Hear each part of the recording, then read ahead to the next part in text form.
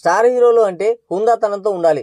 ఒకప్పుడు మీ తండ్రులు ఇండస్ట్రీలో లేకుంటే మీరు కనీసం ఒక చెప్పులు కుట్టుకునే క్యారెక్టర్ వేయాలన్నా సగం జీవితం సంకనాకిపోయిండేది. అందుకే స్వయం కృషితో పట్టుదలతో వారి ఓన్ టాలెంట్తో పైకి ఎదుగుతున్న వాళ్ళని చూస్తే మీకు కడుపు మంట కుళ్ళు. అలాంటి వాళ్ళకి కొన్ని ప్రశ్నలు. హనుమాన్ మూవీపై నిరంకుశత్వం చూపిస్తున్నారని తెలియని హీరోలు ఎవరైనా ఉన్నారా? వాళ్ళని పక్కకు తప్పుకోమని బెదిరిస్తున్నారని తెలియని నంగబూచిలు ఎవరైనా ఉన్నారా ఇండస్ట్రీలో? హనుమాన్ మూవీకి థియేటర్లు ఇవ్వడం లేదని ఈ స్టార్ హీరోలమని డబ్బా కొట్టుకునే వాళ్ళకి తెలియదా?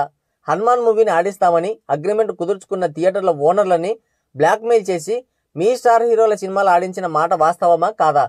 చివరికి నిర్మాత మండలికి ఫిర్యాదు చేసే వరకు వెళ్ళింది.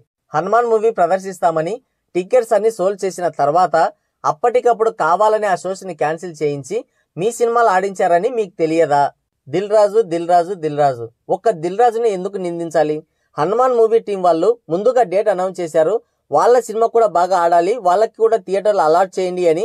ఇప్పుడు సంక్రాంతికి పట్టుబట్టి మరీ తమ సినిమాలు రిలీజ్ చేస్తున్న ఏ ఒక్క హీరో అయినా ఒక్క స్టేట్మెంట్ ఇచ్చి ఉంటే ఎంత బాగుండేది, మీ మీద ఎంత గౌరవం ఉండేది. అందుకేరా వీళ్ళు స్టార్ హీరోలు అయ్యారని ప్రజలు మిమ్మల్ని నెత్తిన పెట్టుకునేవాళ్ళు. కానీ అంత గొప్ప మనసు మనకెక్కడిది? మీ గుద్ద కిందికి 50, 60, 70 ఏళ్ళు వచ్చినా మీరు హీరోయిన్లతో సరసాలు ఆడుతుంటే మీ ముడతలు పడ్డ ముఖాలే చూడాలి, మిమ్మల్ని గ్రేట్ అని పొగడాలి, అంతేనా?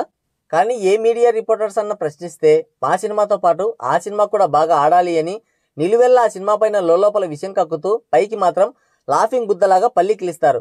ఇప్పుడు స్టార్ హీరోలమని జబ్బలు చర్చుకునే వాళ్ళందరికీ నేను ఒకటే చెప్తున్నాను, మీకు ఫ్యామిలీ బ్యాక్గ్రౌండ్ అనేది లేకుంటే క్యారెక్టర్ ఆర్టిస్టుల కంటే ఘోరంగా ఉండేది మీ పరిస్థితి. ప్రజెంట్ టాలీవుడ్ ఇండస్ట్రీలో ఉన్న నెపో కిడ్స్ కంటే కూడా తేజ సజ్జ లాంటి యాక్టర్స్ 100 రెట్లు బెటర్.